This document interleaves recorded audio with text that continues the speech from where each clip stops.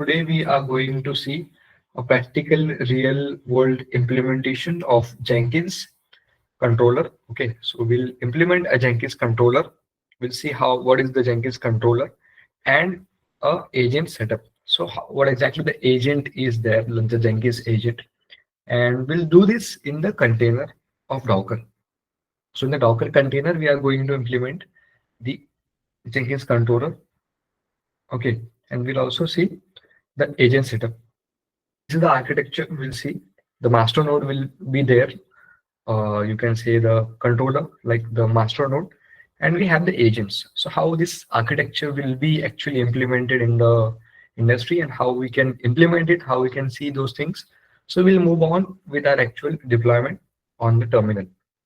Now we will learn how to actually set up a one Jenkins controller and agent. So if basically what is the use of that? Suppose you have one controller from where you will create the jobs, you will make the automation. And if you want to control something like a script on any another server, so in this case, you can use the agent. So this is the basic purpose. So how we will do? We will use the Docker to set up the Jenkins controller. And apart from that, we will also set up the agent. So let's go one by one, step by step.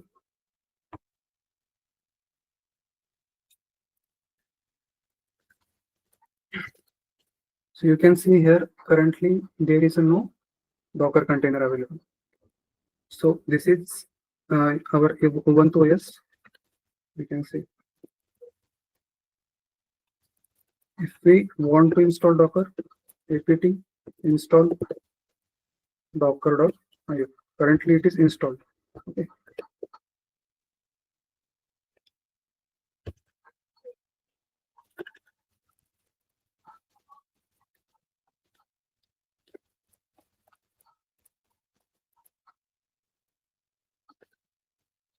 Let me change the node.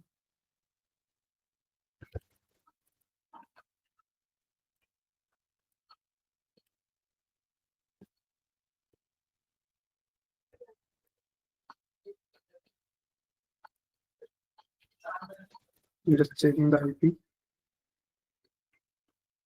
1.9.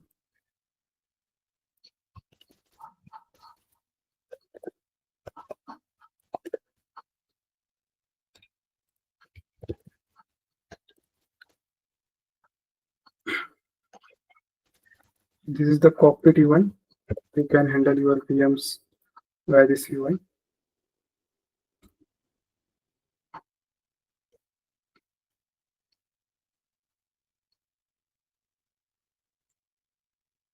Yes. Okay.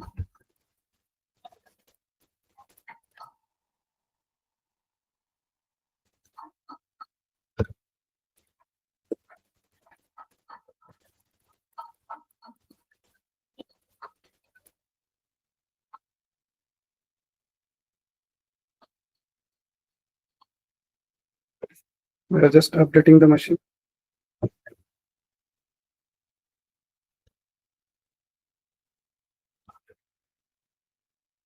Till then, we will start the next machine that we needed.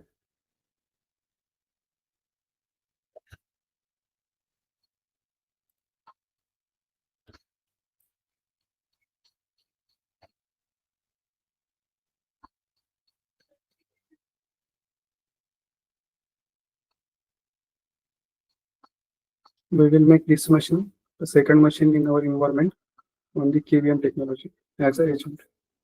And we will set up our controller on our base machine.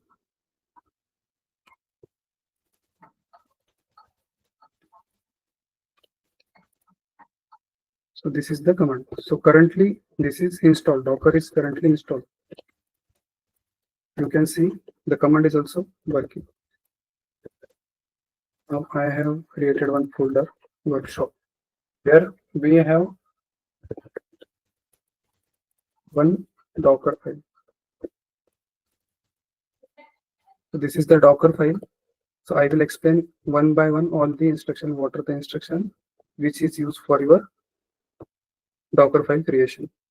The first is from information. This instruction is used for pulling the some base image. So we are using Jenkins long-term support. Then we are switching to root user because we want to install the some packages which is needed and dependencies. So we need the root access. So user parameter is used to switch to particular user. Then env parameter, env we want for setting a environment variable. So we want to sync the time zone of our Jenkins controller with our host machine, or we can say with the agent. So both should be same. So in that case, we need to have a common time zone. So we are selecting Asia Kolkata as a time zone. So we set TZ as the environment variable value. Now, these are the commands which is going to run during the building of our image. So run instruction is basically used for running the commands. We are updating, we are installing these much packages, which is needed. So Docker is basically here installed as a purpose that for the Docker agent, which will run on the same controller. But we are not utilizing, but still we are keeping this in installation part. And after installation, this basic packages, we will just move to again switch to Jenkins user. So if you can see what I did, I pushed this image to the Docker. I created the image. The commands are there. I will provide this also. So simply Docker image build, whatever name you want to give, you can give the name. The image will get built. And using the Docker push, you can push it to the Docker. So first of all, we need the Docker login also for that. But in this workshop, currently we are having this Docker file. I just explained you Docker file. I recently pushed that image on the Docker hub. Now what we will do, we will simply utilize that image from our Docker hub account.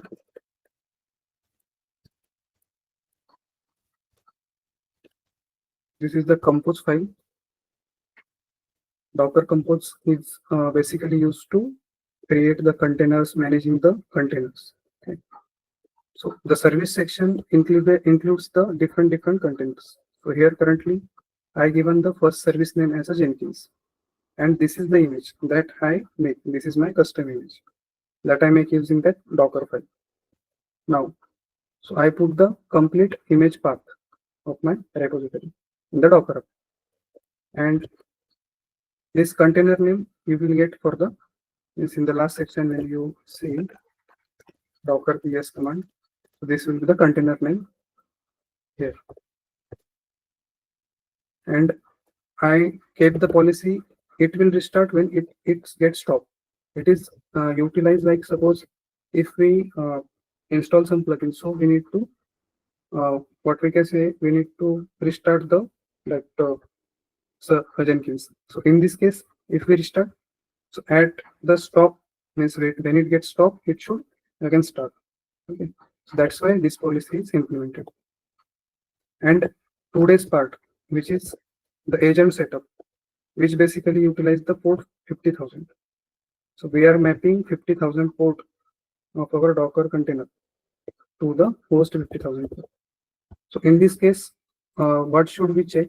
That this port we are defining, okay, and this port we are defining. This should be not get utilized on our host machine. Next state icon NTPLU grep 8080. So this is not there, and I am also checking port 50,000. You can see without grep, there are these ports that are in listening state. But what we are trying to assign here are not consumed, so we can mention that. Otherwise, we need to change them like this. Okay. But we are just keeping the same because we have these ports available. Now here I define one volume, Jenkins data. Jenkins data is the volume which will get created with this instruction volume and Jenkins data. Okay. And you are utilizing the same volume in this source. Means from the host you have volume name Jenkins dash data. And target. Target means inside the container. When we run the container, inside the container, this is the one mount point or directory which will get mapped with the Jenkins dash data. Okay. And this is for all the data inside the where Jenkins home will get copied into the Jenkins data, which is on the host. So this is basically used for making the data of that container in a persistent way. Means in case suppose your container got killed, in this case you can again run the container with the same state. Okay, the same state you can run same container and you will achieve the same state. So that's why we are mounting the persistent volume. And this is the another part, bind mount. So this is the one directory on your server. So we are here utilize, you can see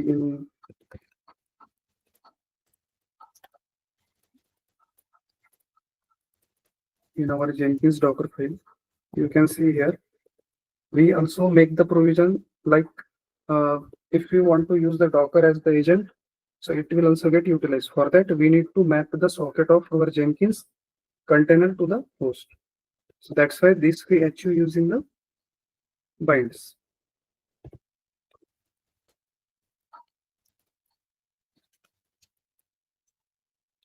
So here source is, this is source means this is from our host server and this is from the container. So this data of this will get bind. Okay. So let's try with creating the container. So we will see if we are getting any challenges or not.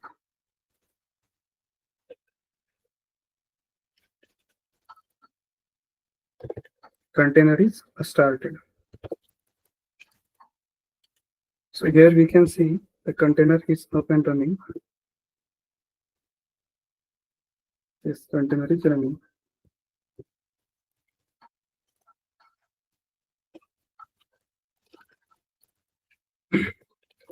Docker.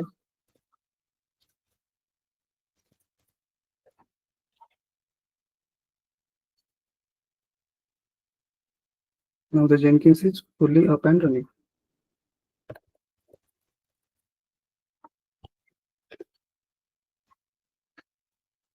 Okay. We will check whether we are getting the UI or not. This is my IP of this host.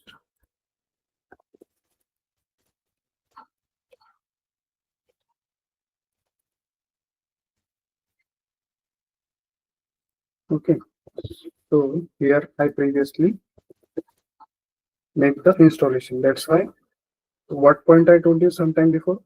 Suppose you make particular persistent volume. In this case, if you run container again by using this same volume, so your data will be in the persistent state. So now what we will do, we will again make this container down.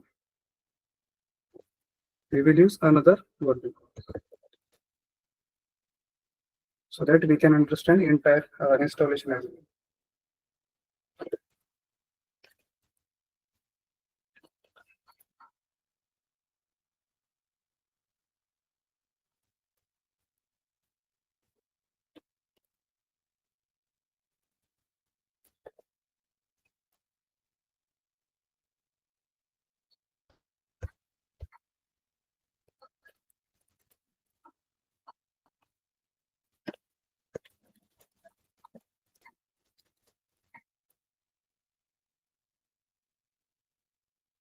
Okay, so this volume was not present at that time. Currently, we mentioned the new. That's why the new volume get created.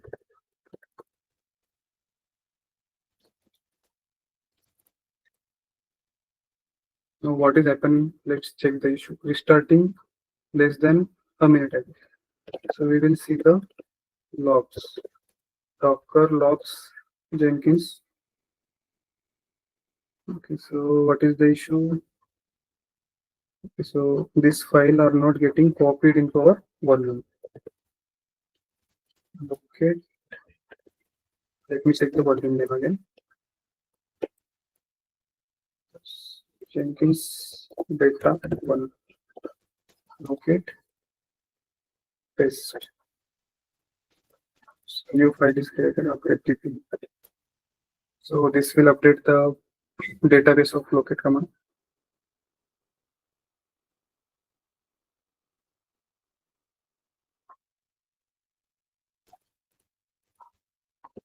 Yes, now the volume is there.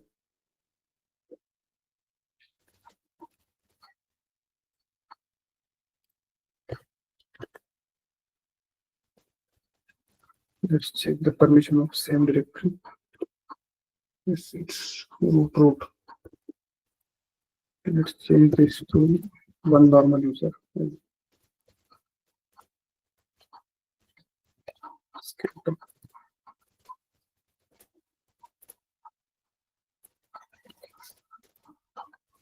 Docker ps Docker compose run.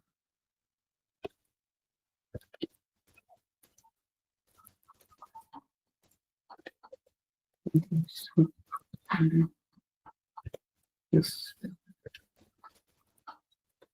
Okay, now I think it's running. Let's check the logs to make sure that everything is working fine. Yes, it is working.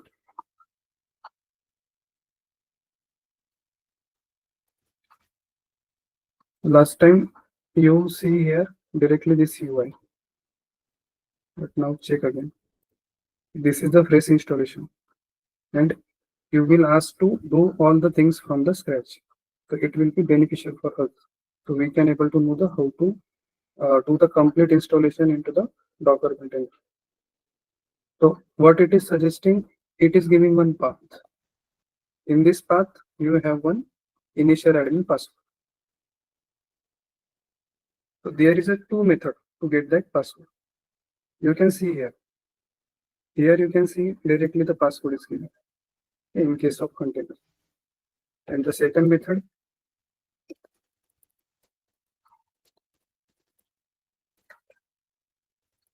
that running the command. Which command? Running the cat command. Selecting this path, and I'm getting the same one. We can observe here. So we just need to select that. This is the one time you do not need to save this.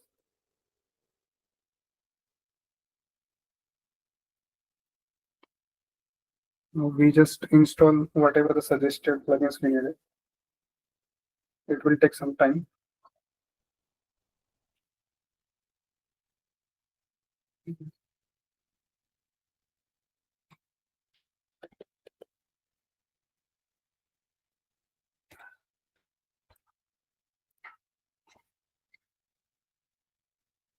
So these plugins are installing. So till then, what we will do, we will just enter into that container. We can see here there is one mount point where underscore web slash Jenkins underscore home. So this we bind with our volumes. Yes. So all the data inside this is now persistent.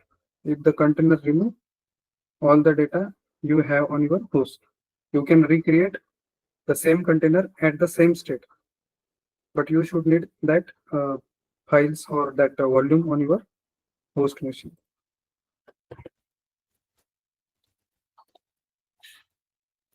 Just entering here.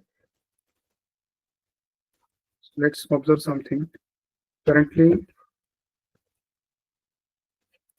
we are Jenkins user. Now,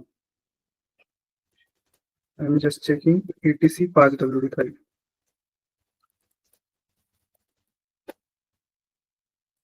So they said during the container creation, the home directory set is where Jenkins underscore home. So all the data of Jenkins user will be in this particular directory. So let's move here. So we are already here. Okay. But we need to set up the agent using the SSH. So let's observe whether that .ssh is there or not. Yes, we can observe that currently the .ssh folder is not there. which is needed for our SSH authentication. So we will create that.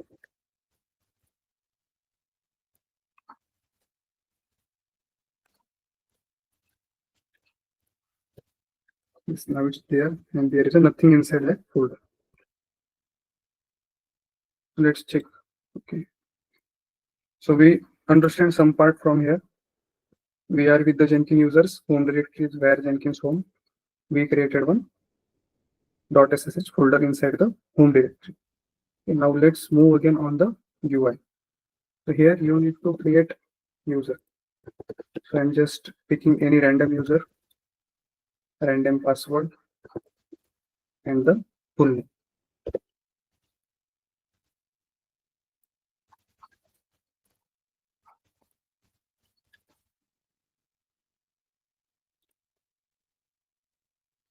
And this is the URL using which you can access this particular Jenkins. Okay, so you can modify this also. Suppose you can write jenkins.local.com, but in this case, you need to mention that entry into the etc host file. Okay, so I'm just keeping this as of now as it is. Saving and start using Jenkins. So now our Jenkins is ready. So problem is, let's come up here. So what we can see here, building on built-in node can be a security issue. So that's why we are going to set up an agent. So we need to remove that warning. So currently we will do this part, node setup, okay, which is the agent setup. So for that, we will again move to the backend. So we are inside the Jenkins container. Now let me check my path. I am in where Jenkins underscore home. Just move to that .ssh that we recently created. So I am generating the keys, SSH keys, which is public key and private key.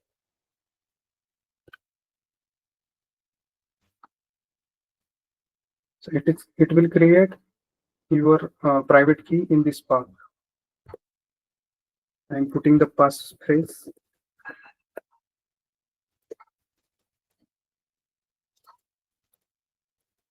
So as we can see, it prompted, it created IDRSN, ID underscore RSN top file into that folder. Now, how to set up SSH keyless authentication from your controller, which is the Jenkins container, to the host machine. So for that, we want to copy the public key. So I'm just selecting this key and just going out from this container.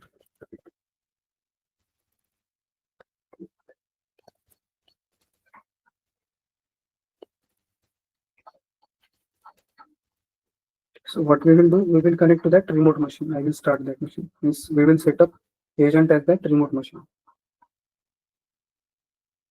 So this is running. So this is the IP. So I enter inside the node 2.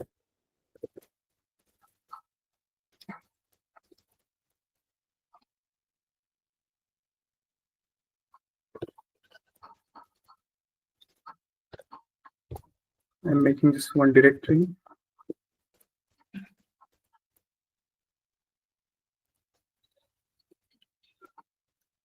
Yes. Okay. Now inside that we have .ssh file. And in the authorized keys, we will place our public key so that we can connect to this particular server. Now let's again go inside the container and try to connect to that IP.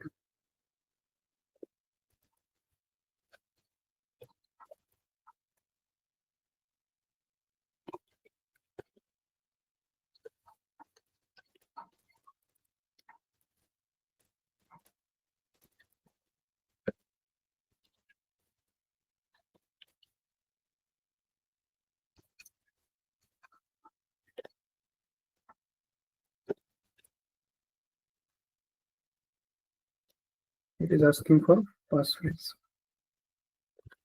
Now we connected to the node 2, the second machine. Means our SSH is established from the backend. And also the known host is also added. Now for the Jenkins setup, we want on that node 2. Just move to the node 2. This package installed. Okay. So it is already installed. Just move to the front end, manage Jenkins. And inside the nodes section, we have currently only one, and which is the built-in node. But using this controller for creating the job is not a good idea. It will be a security issue, as well as it will create the load on that particular controller. In this case, what we will do, we will disable this. For disabling, we will set up the executor 0, means no execution should be done on this. And we will just make any random label, which can't be used by anyone. And we are just setting like only someone call this agent, then only this agent should be used. Okay, but the executor is 0, that's why it will not be in the use. So we are saving this configuration. Now we want to add up that next agent currently that we see, which is node 2. So for that, we will create a new node and give name node 02. We can give any name. And we want to create the permanent agent. Node 02 is the name. We can put any description. And default here is the one executor. So we can increase the executor. So basically the executor should be equal to the your CPUs inside the server. So currently I am keeping 1 only. So you just need to check that vCPU. Accordingly, you should set up that executor. Remote directory. In the node 2, what I did,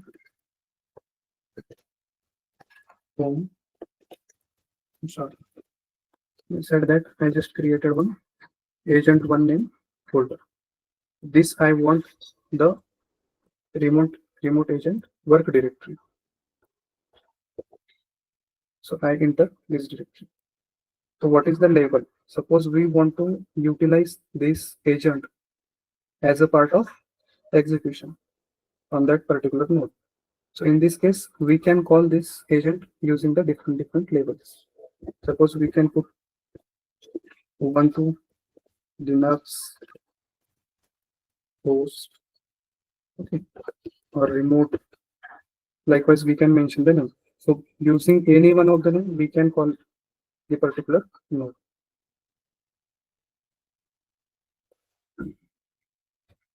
Now, if you want to use this as much as possible, means suppose someone don't mention any agent. So in this case also, if you want to run job on this agent, so you can use this node as much as possible. And otherwise, if only someone mention at that time, suppose this label is this agent should be used, so at that time you can use the second one. Now the launch method. So in this case, we are using the launch agent via SSH connection. The host name. So it is asking what is the name of host. So we can put the IP or fully qualified domain name. Means what is that? Suppose if it is pointed using the A record, which called the fully qualified domain name. Means you can connect this with using the global domain resolution. Otherwise, you can mention the IP also. So I am just mentioning the IP in this case. So this is my IP. This is the agent. So IP is mentioned. This is my host to which I want to connect. Credential. Currently, there is no credential. So we need to add up the credential also. So when you click on the add, click on the Jenkins. So there are some methods, username and password. Simply, if you want to use the username and password for the connection, you can select this method. but we are thinking as the security point of view. That's why we utilize the SSH username with the password. Okay. We will give any random ID name. And the user. I am connecting using the Tushar user. And in this case, we verified that we can connect to that remote server or agent using the SSH authentication. So here we want to connect to same host. In this case, what we will do, we will just jump to our container. I did Control D, shift to the node 1. I will enter into the Jenkins container. Now I am inside the Jenkins container. I want the private key because using the private key, I can decode that public key on the remote server.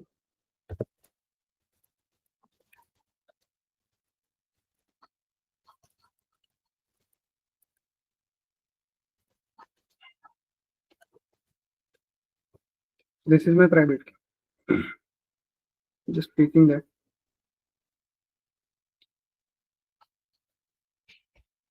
We can directly add this private key here.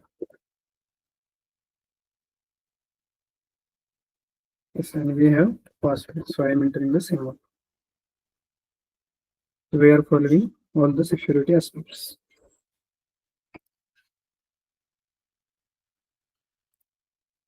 And selecting the recently saved credential.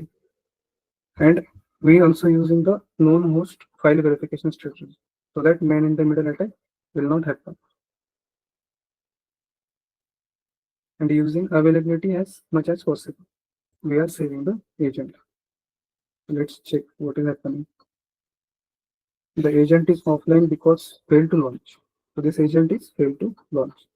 So let's check what is happening. You can see here the labels that I given. So we will try it launching the agent. So these are the some troubleshooting steps that we need to follow.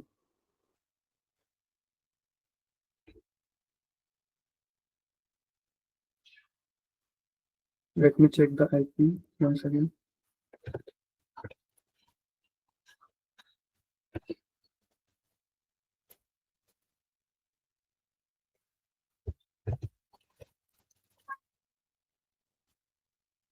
This is where using for connection. It is also not generating the logs.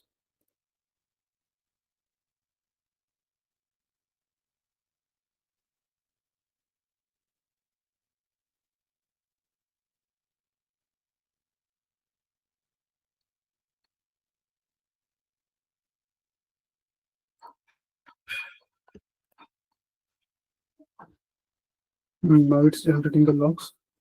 Now we will see what is happening.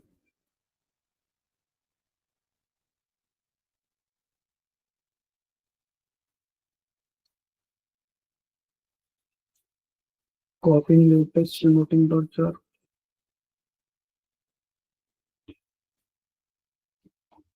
Okay.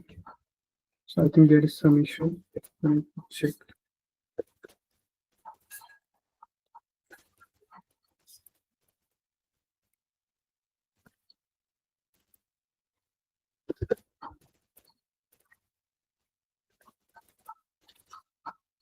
I'm just trying with changing the permission because that might be the issue.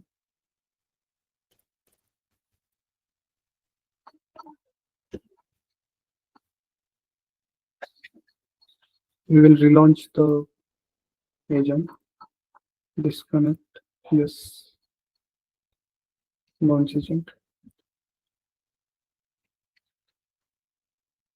Yes. Now the agent successfully connected and online. Means we can now connect to that particular remote machine. So why we use that? To first of all reduce the load on the controller. So such in some cases, some scripts are like that can destroy to the controller. So from the security point of view, it is a better. Apart from that, if we want to do some activity on the remote server, in this case, agent setup is required.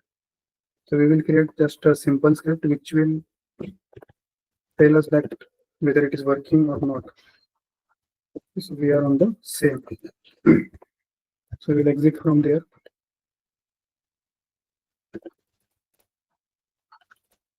We will first see what is the state. Shift 1. And now these files get created.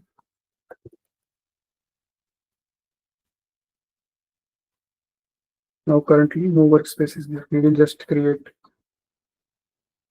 simple job. And you click on the new item. I am taking the same name. Pipeline job. Okay. Pipelines. And just utilizing the template. So I disable the agent which is inbuilt. So that's why in this case, if it is any, even if it is any, it will take only that agent one only, because only one agent is available. So the previously built-in agent I disabled. So let's check whether it is true or not. And the second thing, how we can verify. So for that, we are just file creation. We will just execute the shell.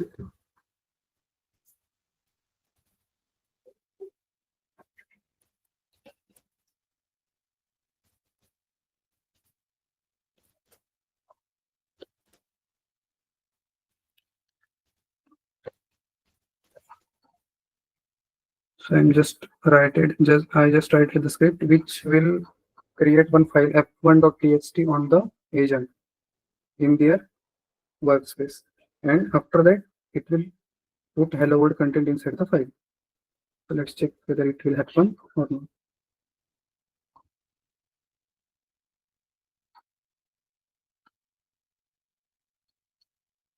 If the agent is connected, it should happen. So let's check what is happening.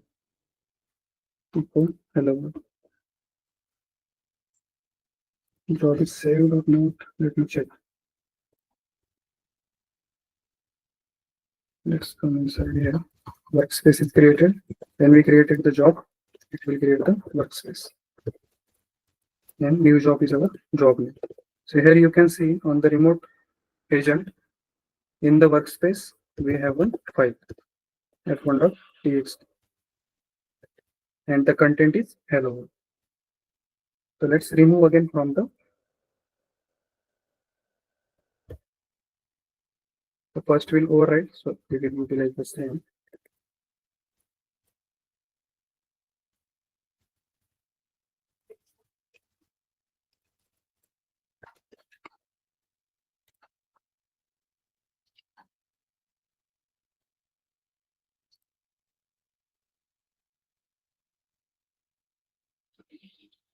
Success. Now we can see the file got removed. So this is how your controller and agent setup should be done. And after that, you can execute your jobs and whatever the activity you needed. If you want to schedule the backup, you can perform all the activities. Okay, I think many of you got the thing, and many of you know how exactly things are there with the Jenkins and how it's got implemented in the server. And what is the master node, what is the agent, and how we can use it. It's a very, very essential thing. It's becoming very popular, not only for the CI/CD, but also for the automation part. For the automation, people are also using the Jenkins to automate their tasks. So this is very important part of the DevOps. If you know deep Jenkins, you will be a good engineer. So DevOps is not only the learning the things theoretical, or learning the things just to do some couple of things. Okay, the whole tools of the DevOps have a very big importance, and you can do many things with these tools, not only the single things. People don't know the other ways or other things which they can do with those tools. Okay, like from the Docker, from the Jenkins, from the GitHub, many things you can do. You can use it in a very different way which you don't even know. So things are actually a little bit different in the industry. So these things we are actually covering, and why we are covering, and why we are saying this is different, because the trainer, the teacher, or the person who is starting you is an actual DevOps engineer. So we are an actual industry company. We are the actual IT company who is teaching you, who is telling you the things which will not even got taught by any institute, because they are an institute. They know the curriculum things, but they don't have that experience and the knowledge with dealing with the servers. We have deal with the servers with 64 GB of RAM, 15 TB, 15 TB, 20 TB of hard disk. That type of environment we have actually deployed, and we manage them. So these things will always, if you are a part of any company, or the things only know by the person who is actually working in the company. That's why we have this workshop. Okay, I hope you learn from this.